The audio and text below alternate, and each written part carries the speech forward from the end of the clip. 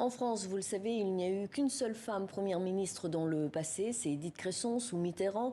Une femme pour diriger un gouvernement, la chose reste d'ailleurs assez rare en Europe. On va rejoindre Paul Germain à Bruxelles. Bonjour Paul, est-ce que vous avez fait les comptes ?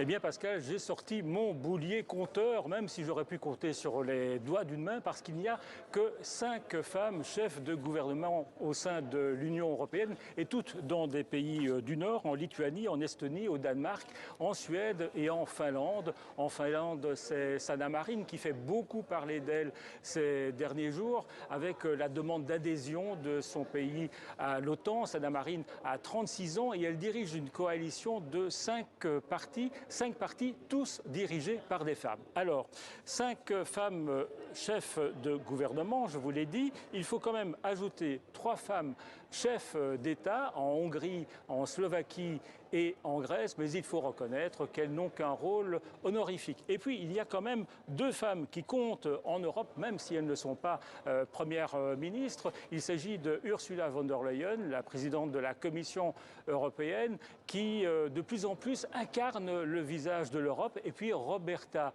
Metsola, la nouvelle présidente du Parlement européen, qui est d'ailleurs la première dirigeante d'une institution européenne à s'être rendue en Ukraine. Et à propos du Parlement européen, j'ai réalisé ce matin un petit sondage express ici dans les couloirs du Parlement européen avec une grande rigueur scientifique. Vous me connaissez et tout le monde reconnaît, tout le monde salue l'arrivée à Matignon d'une femme, même si une députée européenne me disait « il ne faut pas se tromper, c'est toujours un homme qui va diriger la France ». Merci beaucoup Paul depuis Bruxelles.